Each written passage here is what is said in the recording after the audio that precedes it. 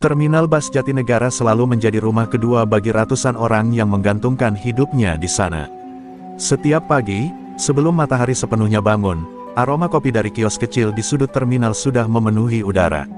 Pedagang memanggil pelanggan dengan suara ramah, sopir-sopir bus menyapa satu sama lain dengan canda ringan, dan suara mesin bus yang berderum menjadi musik rutin yang menenangkan. Terminal itu mungkin sederhana, tapi suasananya penuh kehangatan seperti keluarga besar. Di tengah hiruk-pikuk itu, anak-anak kecil berlarian di antara bangku penumpang sambil membawa kantong plastik berisi minuman. Mereka tertawa lepas, seakan tahu bahwa terminal adalah tempat aman di mana tidak ada yang perlu ditakuti. Para penumpang yang baru datang pun merasa nyaman, disambut senyum dari calo yang masih sopan dan tidak memaksa, serta para pedagang yang mengingat wajah-wajah pelanggan tetap mereka. Kios makanan yang berjejer sepanjang koridor terminal selalu ramai. Asap sate yang terbakar dan wangi mie rebus yang mengepul seringkali membuat perut siapapun mendadak lapar. Suasananya sederhana namun hidup, bahkan perdebatan kecil antar sopir tentang trayek siapa yang paling jauh pun terasa hangat, lebih mirip candaan daripada perselisihan sungguhan. Bangku-bangku panjang di pinggir jalur bus menjadi tempat cerita-cerita lama dibagikan setiap hari. Para driver yang sudah tua menceritakan masa kejayaan mereka, sementara yang muda mengeluhkan macet dan harga solar. Meski begitu, tidak ada satupun dari mereka yang benar-benar mengeluh tentang terminal. Tempat itu terasa damai, seakan dilindungi oleh keberuntungan yang tak kasat mata. Di tengah keramaian itu, burung-burung gereja sering turun dari atap terminal, memunguti remah makanan di antara kaki para penumpang. Pemandangan itu membuat suasana semakin hidup dan alami. Terminal Jatinegara seolah memiliki denyut nadi sendiri, bergetar, hangat, dan penuh kehidupan. Mendekati siang, terik matahari membuat bayangan kios menyusut, namun suasana tidak pernah benar-benar surut. Terminal selalu penuh, selalu hidup, seperti panggung besar yang dimainkan oleh berbagai karakter yang datang dan pergi. Mulai dari sopir ugal-ugalan hingga ibu-ibu perantau yang membawa 2 tas besar lebih dari kemampuan mereka. Semua ada di sini. Bagi kebanyakan orang, terminal hanyalah tempat singgah.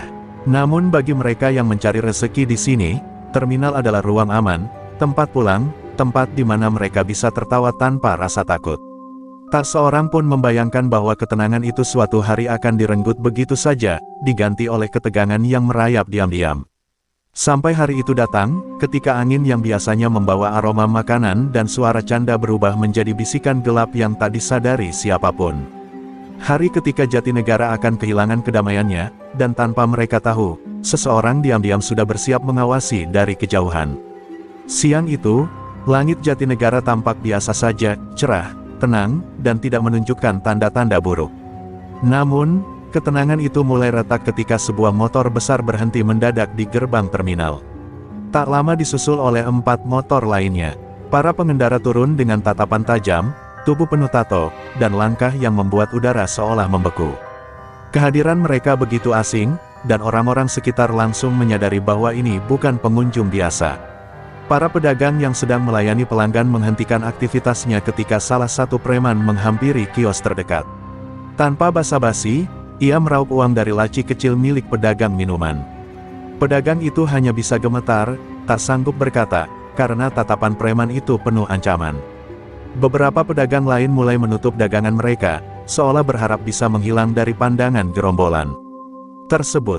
Di jalur bus, keributan kecil mulai terdengar. 2 preman memalak sopir angkot yang baru tiba. Mereka mengancam akan merusak kendaraan jika sopir tidak menyerahkan setoran keamanan. Sopir itu mencoba melawan, tapi satu pukulan keras di perut membuatnya terjatuh, menggeliat kesakitan. Para penumpang yang melihatnya langsung mundur, tidak ada yang berani ikut campur meski hati mereka memberontak. Beberapa calo terminal yang biasanya cerewet mendadak bungkam. Mereka tahu, jika terjadi perselisihan di terminal, biasanya masih bisa diselesaikan dengan musyawarah atau tokoh setempat. Tapi kali ini berbeda. Dari cara mereka berjalan hingga gaya bicara yang kasar, para preman ini jelas datang dengan niat merampas, bukan berdagang atau mencari ruang. Suasana terminal yang tadi penuh tawa berubah suram seketika. Anak-anak yang biasanya berlarian kini bersembunyi di balik gerobak atau memeluk pedagang yang mereka kenal. Mereka bisa merasakan ketakutan orang dewasa yang mulai merayap, dan seperti anak kecil pada umumnya, mereka hanya bisa diam dan berharap semua ini segera berlalu. Semakin lama, para preman makin berani. Mereka mulai memaksa penumpang yang baru turun dari bus untuk membayar uang turunan. Yang berani membantah langsung didorong kasar hingga tersungkur. Tidak ada satupun petugas keamanan terminal yang berani mendekat, entah mereka takut atau justru menghilang sejak awal keributan. Dalam waktu kurang dari setengah jam, Terminal Jatinegara berubah dari tempat damai menjadi sarang ketakutan. Pedagang saling berbisik, sopir-sopir hanya bisa menonton dengan wajah muram, dan orang-orang mulai berharap seseorang muncul untuk menghentikan semua ini. Tapi siapa? Tidak ada yang tahu. Di sela hiruk-pikuk teror itu, sebuah sosok berdiri di sudut terminal. Duduk di bangku tua, diam, menunduk, seolah tak peduli. Namun kedua matanya yang gelap memperhatikan setiap gerakan para preman itu. Entah siapa dia, tapi tatapannya berbeda, tatapan seseorang yang tidak takut pada bahaya apapun. Seakan-akan ia sedang menunggu sesuatu, atau seseorang, untuk memicu badai yang lebih besar. Sejak kemunculan gerombolan preman itu, suasana terminal berubah drastis. Para pedagang yang biasanya bertahan hingga larut malam kini memilih menutup kios jauh lebih awal. Pintu-pintu rolling door digulung dengan cepat, kursi-kursi ditumpuk tanpa rapi, dan suara obrolan hangat yang biasanya memenuhi lorong terminal hilang seketika. Semua bergerak dalam diam, seolah setiap suara bisa memancing perhatian para preman yang masih berkeliaran. Sopir-sopir bus yang biasanya sibuk mengatur penumpang kini berdiri di kejauhan sambil saling pandang dengan wajah cemas. Mereka takut memulai perjalanan, takut kalau kelompok preman itu tiba-tiba menghadang dan menuntut setoran lebih.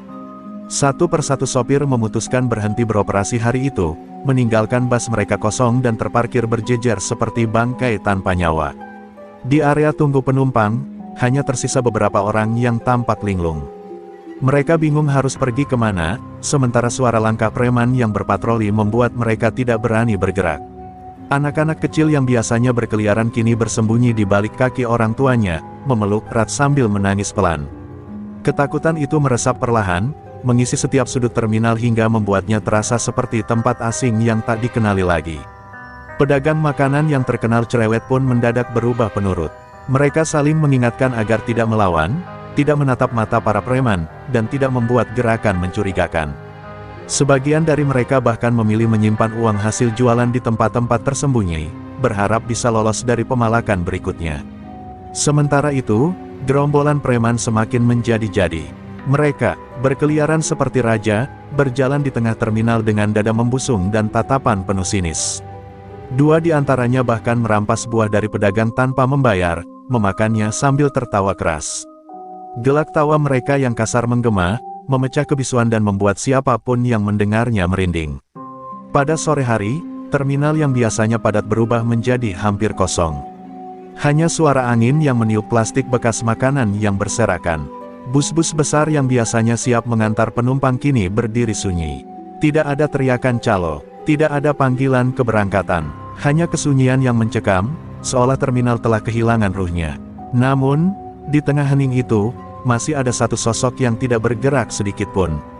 Di bangku tua di sudut terminal, pria berusia 40-an itu masih duduk, memandangi seluruh kekacauan dengan wajah tenang yang justru membuatnya terlihat lebih menakutkan.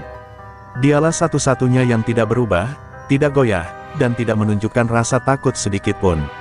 Meski tidak ada yang berani mendekatinya, beberapa pedagang mulai memperhatikan bahwa pria itu bukan sosok biasa. Tatapannya terlalu tajam, sikapnya terlalu tenang, dan cara ia memperhatikan setiap gerakan preman terasa seperti seorang pemburu yang sedang menilai mangsanya. Tanpa disadari siapapun, ketegangan sesungguhnya baru akan dimulai, dan pria itu, entah siapa dia sebenarnya, tampaknya sudah menunggu saatnya untuk bangkit. Di pojok terminal, tepat di bawah papan jadwal keberangkatan yang sudah usang, seorang pria berusia sekitar 40 tahun duduk dengan posisi sedikit membungkuk. Dia mengenakan jaket lusuh berwarna coklat gelap dan celana yang sudah memudar warnanya, namun tubuhnya tampak kekar dan keras seperti batu yang ditempa hidup. Dialah Bang Raga, sosok pendiam yang hampir tidak pernah ikut campur urusan orang lain. Wajahnya dingin, matanya redup namun mengandung kilatan yang sulit dijelaskan. Bang Raga bukan bagian dari pedagang, bukan sopir, dan bukan pula calo. Ia hanya dikenal sebagai orang yang selalu ada. Setiap hari ia duduk di bangku itu, sejak pagi hingga malam, seolah terminal adalah rumahnya yang tak pernah ia tinggalkan. Ada yang bilang ia hanyalah pria yang kehilangan arah hidup, ada juga yang menganggap ia sekadar perantau yang sedang menunggu seseorang. Namun satu hal pasti, tidak ada yang berani mengusiknya. Ketika preman-preman itu mulai merajalela, Bang Raga tetap duduk tanpa reaksi yang jelas. Namun matanya, mata yang tampak mati itu, bergerak mengikuti setiap langkah mereka. Ia melihat pedagang dipalak, sopir dipukul, anak kecil menangis ketakutan, dan seluruh terminal tenggelam dalam ketidakpastian. Meski tidak bergerak, tubuhnya menegang halus seolah sedang menahan sesuatu yang hendak meledak. Beberapa pedagang melihat tatapan Raga dan mulai berbisik di antara mereka. "Bang Raga kok diam aja ya? Biasanya dia cuma duduk, tapi sekarang matanya beda." Bisikan kecil itu menyebar pelan, seakan mereka hanya menunggu tanda bahwa sosok misterius itu akan melakukan sesuatu. Hanya saja, tidak ada yang tahu apakah sesuatu itu akan membawa ketenangan, atau justru bencana yang lebih besar. Di sisi lain, para preman juga mulai memperhatikan kehadiran Raga. Salah satu dari mereka melirik ke arah pojokan dan melihat pria itu mengamati mereka dengan tatapan datar. Preman itu merasa aneh, tatapan Raga bukan tatapan takut, bukan pula marah. Melainkan tatapan seseorang yang sudah terlalu sering melihat hal semacam itu, tatapan yang membuat bulu kuduk berdiri. Namun mereka mengabaikannya, mengira pria itu hanya gelandangan yang tidak berbahaya. Sementara itu, di dalam diri Raga sendiri terjadi perang yang tidak terlihat. Ia mengingat masa lalunya, masa ketika kekerasan adalah bahasa sehari-hari dan darah adalah pemandangan biasa. Ia datang ke terminal ini justru untuk menjauh dari segala itu. Untuk hidup tenang, untuk mencoba menjadi manusia biasa. Namun hari itu, ketika melihat ketidakadilan menari di depan matanya, sisi kelam yang selama ini ia tekan perlahan bangkit, bernafas, dan menuntut dilepaskan. Raga menggenggam ujung bangku dengan jemari kokoh yang penuh bekas luka lama. Napasnya teratur, namun wajahnya semakin kelam. Ia bukan pahlawan, ia tidak pernah menganggap dirinya penjaga siapapun. Tapi ada aturan dalam hidupnya, dia tidak pernah membiarkan kekerasan terjadi di depan matanya tanpa alasan yang pantas. Dan hari itu, batas kesabarannya mulai diuji sedikit demi sedikit. Matahari bergeser perlahan ke barat, menebar bayangan kelam panjang yang menutup sebagian terminal. Para preman masih sibuk memalak dan menakut-nakuti orang, tanpa menyadari bahwa ada sosok yang memperhatikan mereka dengan tenang yang justru mematikan. Bang Raga tetap diam di bangkunya, namun dalam diam itulah badai sesungguhnya sedang bersiap untuk meledak. Sejak ketegangan merebak di terminal, para pedagang yang biasanya ceria kini berkumpul dalam kelompok kecil, membicarakan hal yang selama ini hanya mereka bisikkan, siapa sebenarnya Bang Raga. Mereka melirik ke arah bangku pojok tempat Raga duduk, lalu kembali menunduk dengan wajah penuh kebimbangan. Rasa takut terhadap preman memang besar, namun rasa penasaran terhadap sosok misterius itu tidak kalah kuat. Di antara mereka, seorang pedagang tua yang sudah puluhan tahun berjualan rokok di terminal tiba-tiba angkat suara. Ia menggigit bibir sebelum berbicara, seolah ragu untuk mengungkap sesuatu yang seharusnya tidak diungkap. Bang Raga itu pernah hilang lama, katanya pelan. Semua orang spontan menoleh. Hilang bertahun-tahun, nggak ada yang tahu dia kemana. Tahu-tahu balik-balik sudah beda orangnya. Kata beda orangnya membuat bulu kuduk beberapa pedagang berdiri. Mereka tahu Raga selalu pendiam, tapi bukan itu yang membuatnya berbeda. Tatapan matanya terlalu kosong, terlalu dalam, seakan ia menyimpan sesuatu yang jauh lebih gelap dari sekadar masa lalu berat. Seorang sopir muda menelan ludah, lalu bertanya lirih, "Terus, dia kemana selama hilang itu, Bang?" Pertanyaan itu seperti memicu keberanian pedagang tua itu untuk mengungkap cerita lebih jauh. Ia menurunkan suaranya menjadi hampir berbisik, namun cukup jelas untuk membuat semua merinding. Ada yang bilang, dia pernah masuk Nusa Kambangan. Hening seketika, bahkan suara angin yang meniup plastik-plastik kotor terasa berhenti. Semua wajah berubah pucat, seolah nama itu saja sudah cukup memberi bayangan pekat mengenai siapa sebenarnya Raga. Beberapa pedagang langsung menggelengkan kepala, menolak percaya. Masa iya orang kayak dia? Dia kan cuma duduk, gak pernah aneh-aneh, tapi dalam hati mereka, semua tahu bahwa seseorang yang pernah hidup di tempat paling kelam itu pasti membawa bekas luka, baik di tubuh maupun jiwanya. Bekas yang tidak bisa disembunyikan selamanya. Di sisi lain terminal, seorang sopir senior yang pernah terlibat masalah besar di masa mudanya justru tampak yakin dengan rumor itu. "Gue pernah lihat orang kayak dia dulu. Tatapannya sama, dingin tapi bukan sombong. Lebih kayak, orang yang sudah terlalu sering melihat kematian. Kalimat itu membuat beberapa orang menelan napas tajam. Mereka mulai menatap Raga bukan hanya sebagai sosok misterius, melainkan sebagai sesuatu yang jauh lebih mengerikan. Sementara desas-desus itu menyebar, Bang Raga tetap duduk di sudut terminal seolah tidak tahu bahwa namanya sedang bergema di antara orang-orang. Tapi sebenarnya, telinganya cukup tajam untuk menangkap beberapa bisikan itu. Ia tidak marah, ia tidak merasa terganggu, karena semua yang mereka bisikkan, benar adanya. Masa lalunya memang kelam, lebih gelap daripada yang bisa mereka bayangkan. Dan saat para preman semakin menjadi-jadi di seberang sana, Raga perlahan membuka mata sepenuhnya, tatapan yang kini tidak lagi hanya mengamati, tetapi menilai. Terminal Jatinegara perlahan bergerak menuju malam yang akan menentukan apakah desas-desus itu hanya rumor, atau pertanda bahwa badai jauh lebih besar sedang menunggu untuk dilepaskan. Menjelang sore, ketika matahari mulai meredup dan bayangan panjang menutupi sebagian terminal, gerombolan preman itu berubah semakin liar. Mungkin karena tidak ada yang berani melawan, atau mungkin karena mereka merasa terminal itu kini milik mereka sepenuhnya. Yang jelas, brutalitas mereka naik ke tingkat baru. Mereka berjalan sambil menendang kursi-kursi plastik, menghamburkan dagangan pedagang kecil, dan menatap siapapun yang lewat dengan tatapan haus kekuasaan. Seorang pedagang buah yang sudah tua mencoba mempertahankan dagangannya ketika salah satu preman hendak mengambil dagangan tanpa membayar. "Jangan, nak, itu buat makan keluarga saya," katanya dengan suara gemetar.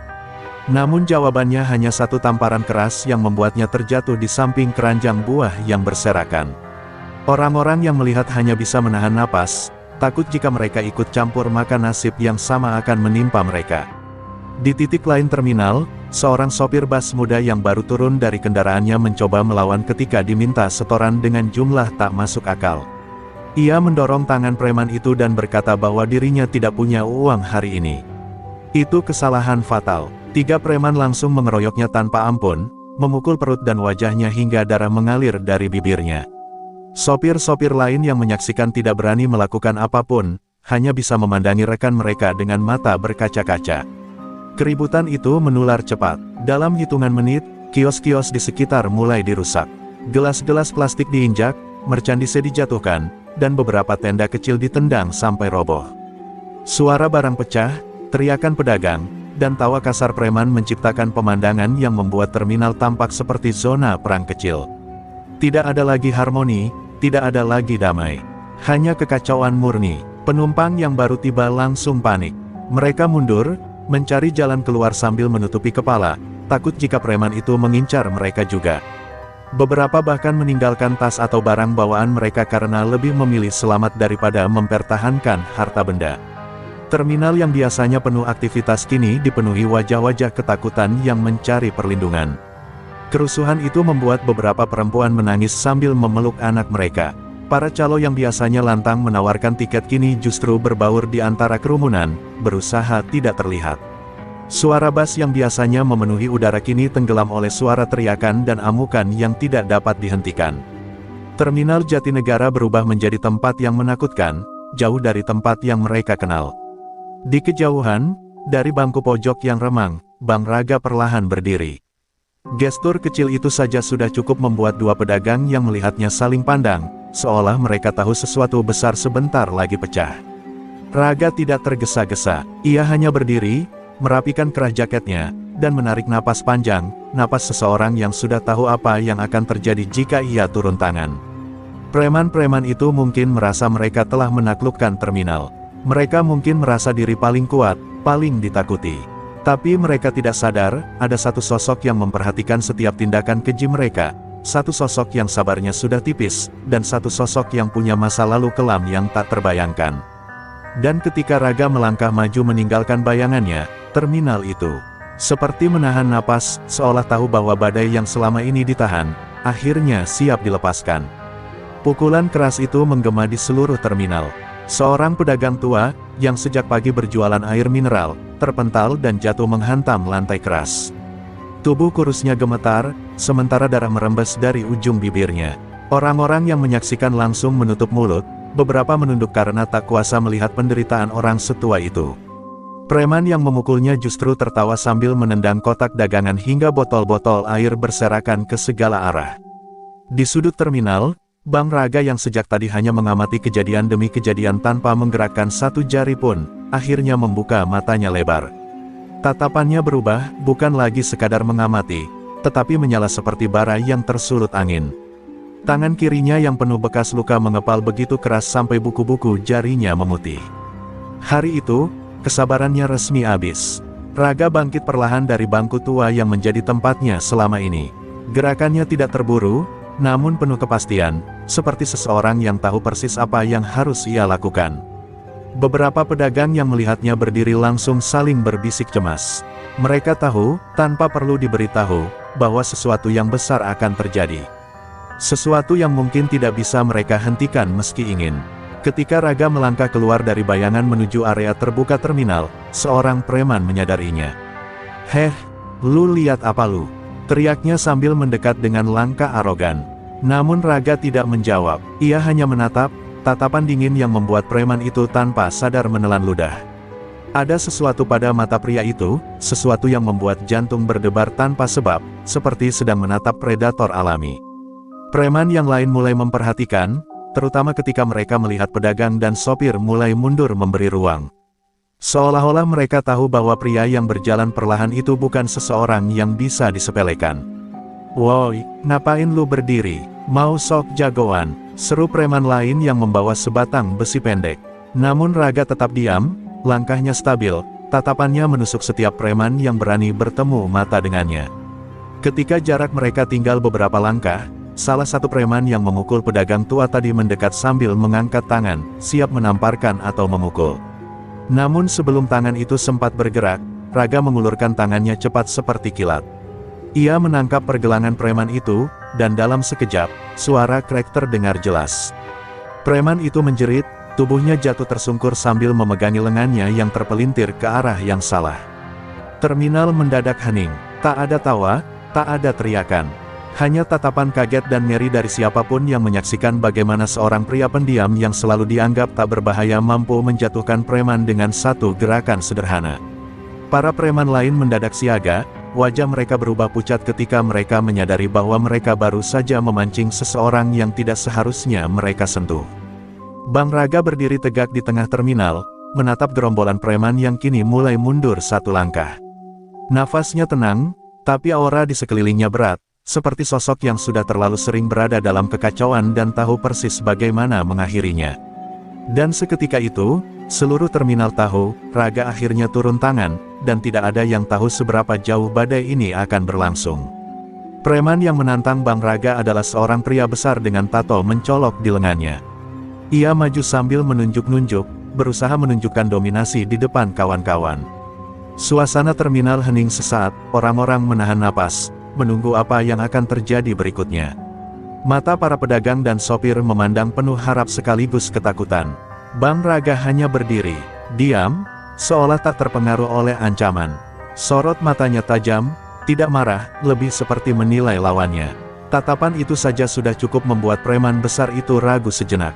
Namun gengsi membuatnya maju terus, memukul udara berkali-kali untuk memanas-manasi.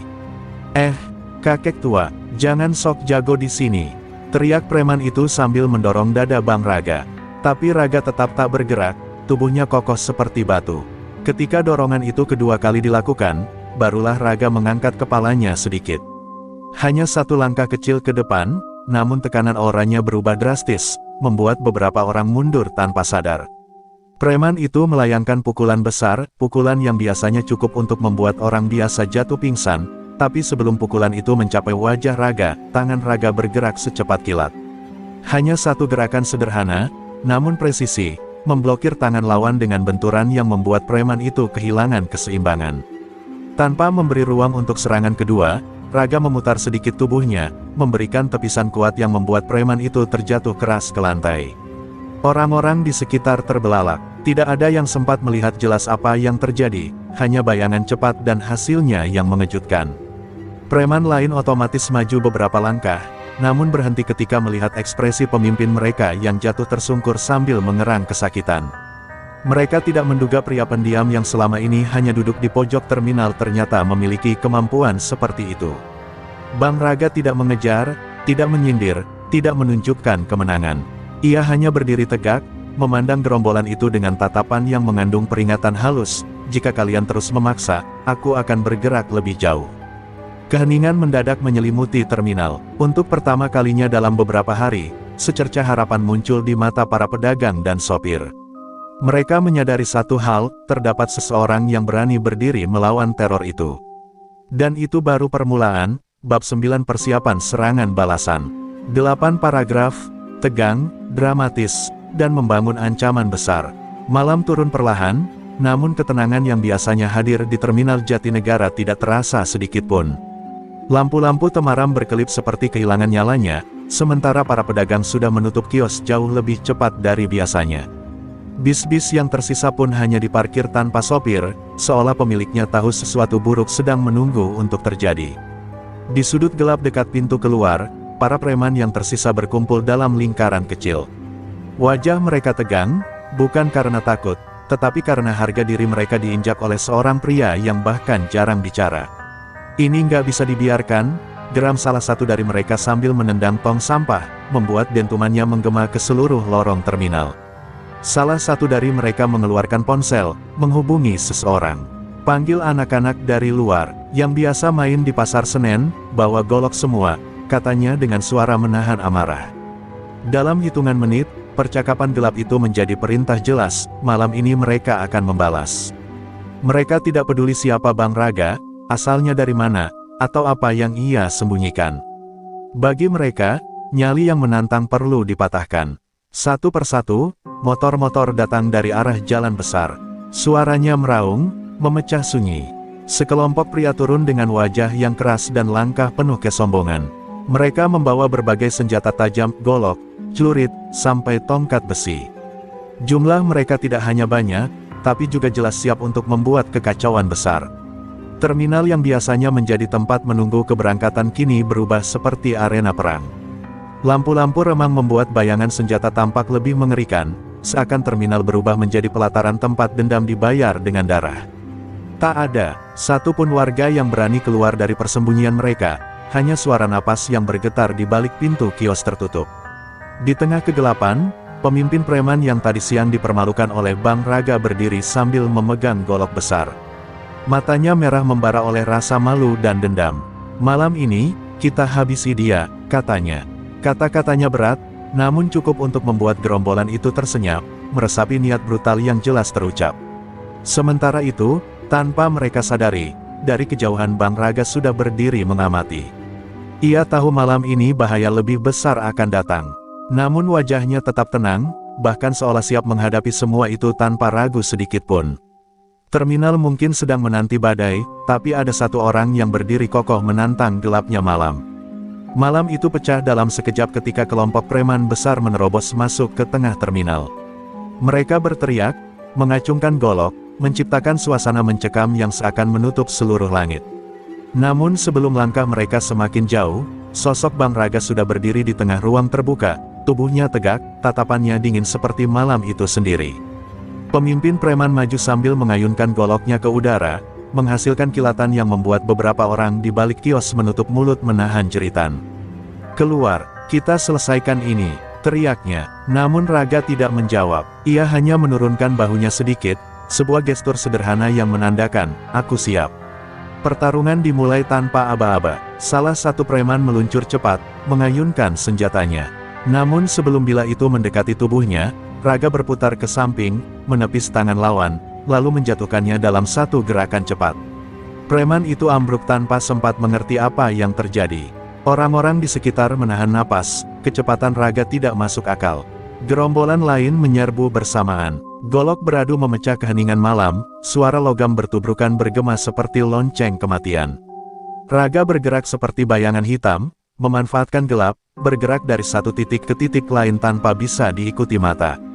Setiap ayunan yang ditujukan kepadanya menghilang begitu saja di udara, dan setiap serangannya membalas dengan ketepatan mematikan. Satu demi satu preman roboh, tersungkur oleh serangan balik yang cepat dan terukur. Tidak ada gerakan sia-sia dari Raga, setiap langkahnya adalah hasil pengalaman bertahun-tahun yang tidak pernah dibicarakannya. Orang-orang yang menyaksikan hanya bisa terdiam, seolah melihat seseorang yang menguasai pertarungan seperti seni yang tak dipahami orang biasa. Pemimpin preman akhirnya maju sendiri, marah dan takut bersamaan. Ia mengayunkan golok besar itu dengan kekuatan penuh, namun Raga menangkisnya dengan satu gerakan terarah yang membuat getaran suara logam bergetar di seluruh area terminal. Benturan itu membuat pemimpin mereka mundur beberapa langkah, terkejut melihat kekuatan pria yang ia kira hanya penumpang biasa. Raga maju tanpa ragu. Dalam 2 langkah cepat, ia menangkis, memutar, lalu memberikan serangan yang membuat pemimpin itu tak mampu berdiri lagi. Golok besar itu terjatuh, menghasilkan dentuman yang menjadi tanda akhir dari pertarungan panjang malam itu. Ketika semuanya selesai, terminal kembali sunyi. Para preman tergeletak tak berdaya, sementara Bang Raga berdiri sendirian di tengah, napasnya tetap stabil. Di balik kios, orang-orang mulai muncul satu persatu, menatap pria itu dengan campuran kagum dan ngeri. Malam ini, mereka akhirnya tahu seberapa mengerikannya masa lalu yang disembunyikan Bang Raga, dan betapa besar keberanian yang ia gunakan untuk melindungi tempat ini. Para pedagang yang keluar dari persembunyian masih gemetar ketika melihat Bang Raga berdiri di tengah terminal. Lampu-lampu redup memantulkan bayangannya yang panjang, membuat sosoknya terlihat seperti makhluk yang bukan berasal dari dunia mereka. Tidak ada satupun emosi di wajahnya, tidak bangga, tidak marah, tidak pun takut. Hanya ketenangan yang mengerikan. Raga menurunkan tangannya perlahan. Gerakan itu saja sudah cukup membuat beberapa pedagang mundur selangkah. Mereka belum pernah melihat seseorang bergerak secepat itu, seefisien itu, seolah tubuhnya sudah terbiasa menghadapi kekerasan tingkat tinggi. Ada sesuatu dalam sorot matanya, seakan ia sedang menatap masa lalu yang lebih gelap dari malam ini. "Bang, itu beneran Raga," bisik salah satu sopir sambil menelan ludah. Temannya hanya mengangguk pelan, tidak yakin apakah ia sedang melihat manusia atau bayangan lain yang selama ini tersembunyi di terminal. Mereka selama ini mengira Raga hanyalah pria pendiam yang hanya membantu angkat barang atau bantu jaga malam. Tapi malam ini membuka sisi lain yang tak pernah mereka bayangkan. Beberapa pedagang perempuan menutup mulut dengan tangan, menahan rasa takut. Mereka merasa berhutang nyawa pada Raga, namun sekaligus merasa asing melihat bagaimana dinginnya ekspresi pria itu. Seperti sehelai debu pun tidak mengganggu ketenangannya meski ia baru saja menghadapi belasan orang bersenjata. Raga berjalan pelan melewati tubuh-tubuh yang tidak berdaya. Setiap langkahnya terdengar jelas di lantai terminal, menggema seperti detak jam yang menghitung waktu menuju fajar. Tidak ada keraguan, tidak ada rasa ngeri dalam dirinya. Justru ia berjalan seolah ini hanyalah rutinitas yang telah ia jalani ratusan kali. Beberapa anak muda yang bekerja sebagai kernet menatapnya dengan mata membesar. "Bang, dia itu, gimana bisa?" gumam salah satu dari mereka. Mereka tidak tahu cerita lengkapnya, tapi gerakan Raga malam ini sudah menjelaskan sesuatu. Ia bukan orang biasa. Ada masa lalu yang mengasahnya hingga menjadi seperti sekarang, masa lalu yang sangat sedikit orang sanggup bertahan di dalamnya. Di kejauhan, seorang pedagang tua yang tadi diselamatkan oleh Raga menatapnya dengan mata sendu. "Orang seperti dia tidak lahir dari tempat biasa," ucapnya lirih. Kalimat itu membuat yang lain merinding, karena terdengar seperti kebenaran yang selalu disembunyikan selama ini. Dan ketika Raga berhenti di bawah lampu yang berkedip-kedip, bayangannya tampak terpecah dua. Seolah dunia ingin menunjukkan bahwa di dalam dirinya ada dua sisi yang terus bertarung, manusia biasa, dan makhluk lain yang dibentuk oleh kegelapan masa lalu. Membuat semua orang sadar, mereka belum melihat apapun dibandingkan dengan siapa sebenarnya Bang Raga. Fajar mulai merayap di balik gedung-gedung tua sekitar terminal Jatinegara. Cahaya pertama memecah kegelapan, namun bukannya membawa ketenangan, justru mengungkapkan pemandangan yang membeku di sana. Tubuh para preman berserakan, sebagian sudah kabur terbirit-birit meninggalkan senjata mereka, sebagian tak sanggup bangun. Tidak ada suara teriakan, tidak ada ancaman, hanya kesunyian yang menggantung berat. Bang Raga berdiri di tengah terminal, dadanya naik turun perlahan, tetapi napasnya tetap teratur seperti seseorang yang terbiasa menghadapi malam-malam seperti ini. Meski keringat membasahi pelipisnya, pandangannya tetap tajam, menyapu area terminal yang kini kembali bersih. Tidak ada kegembiraan dalam matanya. Tidak ada kepuasan, hanya kelelahan yang ia simpan dalam-dalam. Satu persatu pedagang mulai keluar dari balik pintu kios mereka, menatap keadaan sekitar dengan campuran lega dan ngeri. Mereka tahu terminal aman kembali, tetapi mereka juga tahu siapa yang telah mewujudkannya. Bang Raga, pria yang selama ini mereka kira hanya penjaga malam biasa, telah menunjukkan wajah sebenarnya. Wajah yang membawa ketenangan dan ketakutan. Seekor burung kecil bertengger di kabel tiang listrik, berkicau pelan, seolah mencoba memecah kesunyian yang terlalu menekan. Namun bahkan suara itu pun terdengar hati-hati, seakan takut mengganggu pria yang berdiri diam di tengah terminal tersebut. Cahaya matahari membuat sosok Raga tampak lebih besar, lebih tegas, dan lebih sendirian daripada sebelumnya. Seorang sopir memberanikan diri melangkah mendekat. "Bang, terima kasih." Suaranya hampir seperti bisikan. Raga tidak menjawab, ia hanya mengangguk pelan, lalu menarik napas panjang. Bukan karena lelah fisik, tapi karena ada pertempuran lain di dalam dirinya yang tidak terlihat oleh siapapun. Terminal kini tenang kembali. Tidak ada lagi suara ancaman, tidak ada lagi langkah preman yang berkeliling mencari mangsa. Namun ketenangan itu terasa aneh, seperti kemenangan yang tidak dirayakan. Semua orang merasa seolah mereka telah melihat sesuatu yang seharusnya tidak mereka lihat, sisi gelap yang selama ini disembunyikan oleh Raga. Ketika matahari mulai naik dan sinar hangatnya menyapu lantai terminal, hanya satu sosok yang tetap tidak bergerak. Raga berdiri di sana, seakan menjadi pilar terakhir yang memastikan tidak ada kekacauan yang berani kembali. Namun di balik wajah tegas itu, ia tampak seperti seorang pria yang menang, tetapi tidak pernah merasa benar-benar menang. Dan saat angin pagi berhembus perlahan, terdengar seperti bisikan halus yang membawa pesan, kemenangan ini sunyi bukan karena tidak ada sorak-sorai, tetapi karena hanya Raga yang tahu harga yang harus ia bayar untuk mewujudkannya. Ketika matahari mulai naik lebih tinggi dan aktivitas terminal perlahan kembali hidup, orang-orang masih membicarakan kejadian malam tadi dengan suara berbisik. Di tengah kerumunan yang masih diliputi rasa tak percaya, seorang tetua terminal, Pak Dharma, duduk di bangku kayu dekat pos keamanan. Wajahnya keriput, namun sorot matanya tajam, seperti seseorang yang menyimpan cerita terlalu lama. Ia memanggil beberapa pedagang mendekat, lalu menarik napas panjang sebelum berbicara. "Sudah saatnya kalian tahu siapa sebenarnya Bang Raga," ucapnya pelan, tetapi cukup jelas untuk membuat semua orang di sekitarnya mendekat ingin mendengar. Suasananya berubah hening, bahkan angin yang bertiup seolah ikut menunggu apa yang akan keluar dari mulut sang tetua. Mereka semua tahu Raga berbeda, tapi tak pernah ada yang benar-benar tahu dari mana asal kegelapan itu datang.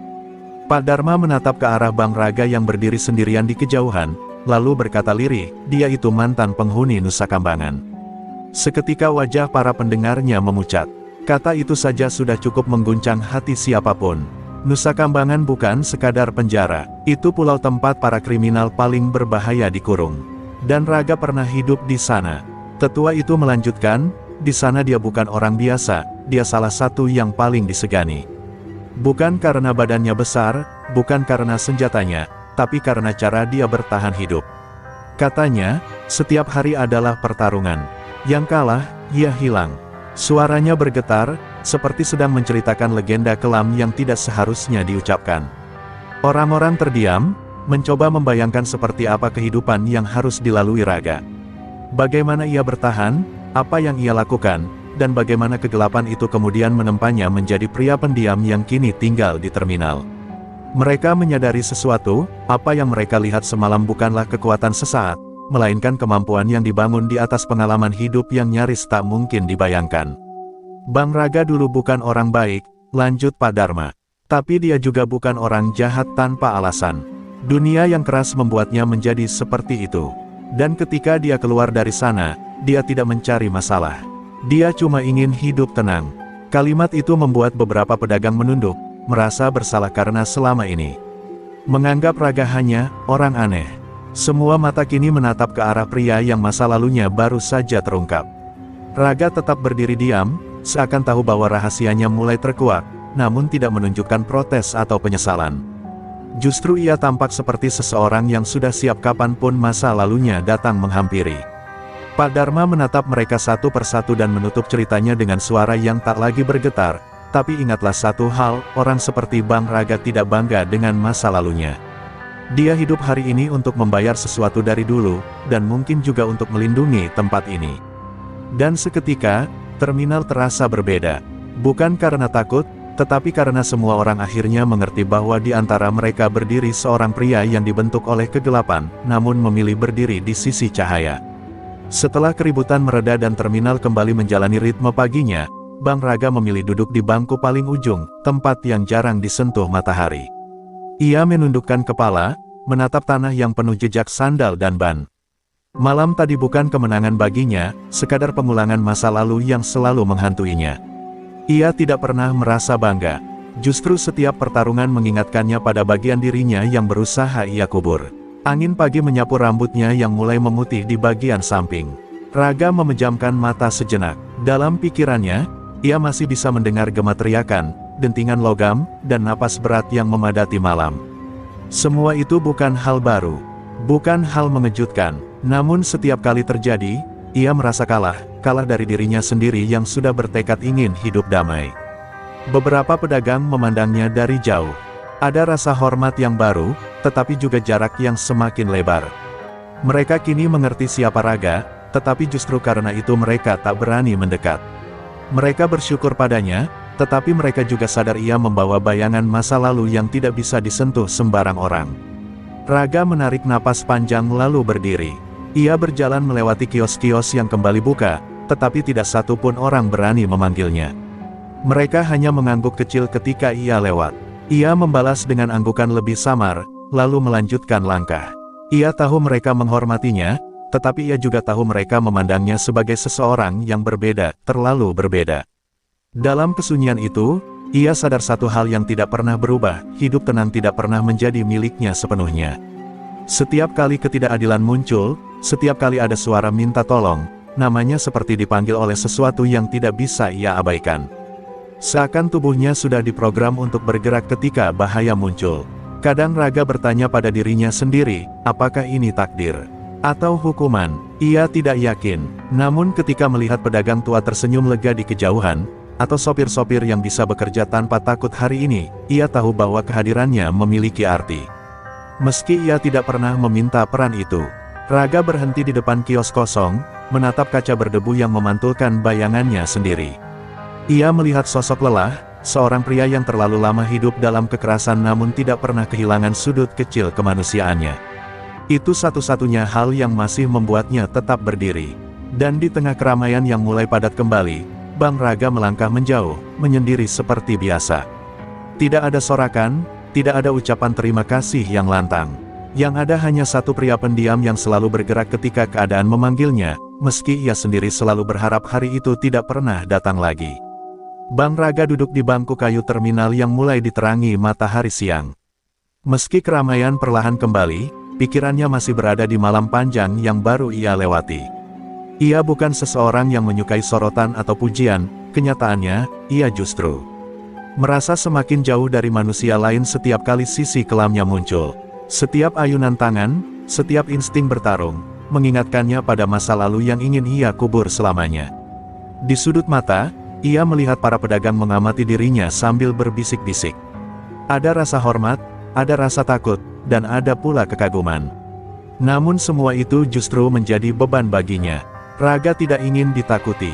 Ia hanya ingin hidup seperti orang biasa, membantu angkut barang, menjaga malam, dan menjalani hari tanpa harus mengeluarkan keterampilan yang selama ini ingin ia lupakan. Meski begitu, di dalam hati kecilnya, ia tahu kebenaran pahit, dirinya bukan bagian dari kehidupan normal. Pengalaman keras di masa lalu telah membentuknya menjadi sesuatu yang berbeda. Bukan pahlawan, bukan juga penjahat. Hanya seseorang yang selalu berada di antara dua dunia. Dunia damai yang ia dambakan, dan dunia kelam yang selalu memanggilnya. Saat ia menunduk memandang tanah, Raga teringat wajah-wajah di Nusa Kambangan, mata penuh keputusasaan, tangan yang siap menyerang kapan saja, dan suara-suara malam yang hanya dipahami orang yang pernah hidup di neraka itu. Ia pernah menjadi bagian dari semua itu. Bagian yang paling gelap, dan kini, bekasnya tetap melekat, tak pernah benar-benar hilang.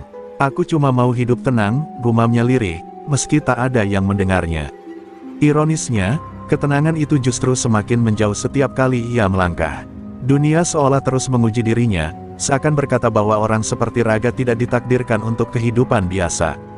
Ada saat-saat ia berpikir untuk pergi meninggalkan terminal, berjalan sejauh mungkin dari kota ini, mencari tempat baru di mana tidak ada yang mengenal masa lalunya. Namun setiap kali ia mendengar tawa anak kecil di terminal, melihat pedagang yang bekerja jujur, atau sopir yang menafkahi keluarga dengan kelelahan, hatinya menahan langkah itu. Ia sadar, mau tidak mau, dirinya selalu ditarik kembali oleh satu hal yang tidak bisa ia abaikan, ketidakadilan. Setiap kali seseorang ditindas, setiap kali ada ancaman yang merusak kedamaian, naluri yang terkubur itu bangkit. Naluri bertarung, naluri melindungi, naluri yang tidak dimiliki orang biasa. Dan pada akhirnya, Raga hanya menarik napas panjang, menatap kosong ke langit yang cerah. Kesendirian adalah harga yang harus ia bayar. Dan ia menerimanya, meski hati kecilnya terus merindukan kehidupan yang tidak pernah bisa ia miliki sepenuhnya. Beberapa hari berlalu dan terminal Jatinegara kembali berdenyut seperti sedia kala. Suara klakson angkot, teriakan pedagang yang memanggil pelanggan, serta langkah cepat para penumpang menciptakan harmoni yang lama hilang.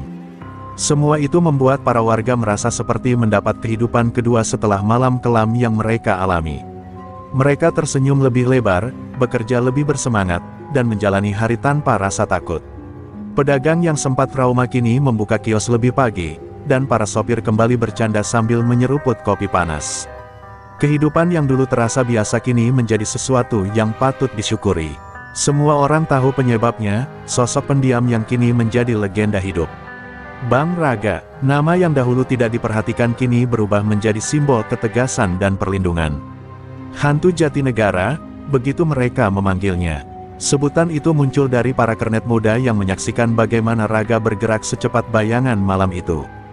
Dalam sekejap, panggilan tersebut menyebar ke seluruh penjuru terminal. Bukan karena Raga menyeramkan, tapi karena ia hadir dan menghilang seperti sosok mistis yang muncul ketika ketidakadilan menginjak tanah terminal. Raga sendiri hanya tersenyum hambar ketika mendengarnya. Panggilan itu tidak membuatnya bangga, tapi ia menerimanya sebagai tanda bahwa terminal ini kini merasa aman. Baginya, itu cukup. Ia tidak meminta imbalan, tidak mencari kehormatan. Yang ia ingin hanyalah memastikan tempat ini tidak kembali jatuh ke tangan orang-orang tak bertanggung jawab. Namun jauh di dalam hatinya, Raga tahu satu hal, ketenangan seperti ini tidak pernah bertahan selamanya. Dunia tidak sesederhana itu. Ancaman baru bisa datang dari arah manapun, kapanpun. Orang-orang yang pernah terusir mungkin kembali membawa dendam. Atau mungkin, lawan yang lebih berbahaya suatu hari singgah di terminal. Karena itu, meskipun terminal terlihat damai, Raga tetap berjalan dengan waspada. Setiap suara keras, setiap orang asing yang melintas, setiap gerakan mencurigakan, semua diperhatikan dengan mata yang terlatih. Ia mungkin berharap hidup tenang, tetapi hidup tidak selalu sejalan dengan keinginan. Di sebuah bangku tua dekat pintu keberangkatan, Raga duduk sambil menikmati angin sore. Di kejauhan, anak-anak kecil berlarian tanpa takut, sementara para pedagang tersenyum melihat terminal kembali hidup. Raga menghela napas pelan. Setidaknya untuk saat ini, semua baik-baik saja. Dan ketika matahari perlahan tenggelam, ia berdiri perlahan. Siluetnya memanjang di lantai terminal, seperti bayangan yang selalu siap bergerak kapan saja. Karena meski dunia mungkin berubah, satu hal tetap sama. Jika ketidakadilan kembali muncul, hantu Jatinegara akan bangun sekali lagi. Bang Raga duduk di bangku kayu terminal yang mulai diterangi matahari siang. Meski keramaian perlahan kembali, pikirannya masih berada di malam panjang yang baru ia lewati. Ia bukan seseorang yang menyukai sorotan atau pujian, kenyataannya, ia justru merasa semakin jauh dari manusia lain setiap kali sisi kelamnya muncul. Setiap ayunan tangan, setiap insting bertarung, mengingatkannya pada masa lalu yang ingin ia kubur selamanya. Di sudut mata, ia melihat para pedagang mengamati dirinya sambil berbisik-bisik. Ada rasa hormat, ada rasa takut, dan ada pula kekaguman. Namun semua itu justru menjadi beban baginya. Raga tidak ingin ditakuti. Ia hanya ingin hidup seperti orang biasa, membantu angkut barang, menjaga malam, dan menjalani hari tanpa harus mengeluarkan keterampilan yang selama ini ingin ia lupakan. Meski begitu, di dalam hati kecilnya, ia tahu kebenaran pahit, dirinya bukan bagian dari kehidupan normal. Pengalaman keras di masa lalu telah membentuknya menjadi sesuatu yang berbeda. Bukan pahlawan, bukan juga penjahat. Hanya seseorang yang selalu berada di antara dua dunia. Dunia damai yang ia dambakan, dan dunia kelam yang selalu memanggilnya. Saat ia menunduk memandang tanah, Raga teringat wajah-wajah di Nusa Kambangan, mata penuh keputusasaan, tangan yang siap menyerang kapan saja, dan suara-suara malam yang hanya dipahami orang yang pernah hidup di neraka itu. Ia pernah menjadi bagian dari semua itu. Bagian yang paling gelap, dan kini, bekasnya tetap melekat, tak pernah benar-benar hilang. Aku cuma mau hidup tenang, gumamnya lirih, meski tak ada yang mendengarnya. Ironisnya, ketenangan itu justru semakin menjauh setiap kali ia melangkah. Dunia seolah terus memuji dirinya, seakan berkata bahwa orang seperti Raga tidak ditakdirkan untuk kehidupan biasa. Ada saat-saat ia berpikir untuk pergi meninggalkan terminal, berjalan sejauh mungkin dari kota ini, mencari tempat baru di mana tidak ada yang mengenal masa lalunya. Namun setiap kali ia mendengar tawa anak kecil di terminal, melihat pedagang yang bekerja jujur, atau sopir yang menafkahi keluarga dengan kelelahan, hatinya menahan langkah itu. Ia sadar, mau tidak mau, dirinya selalu ditarik kembali oleh satu hal yang tidak bisa ia abaikan, ketidakadilan.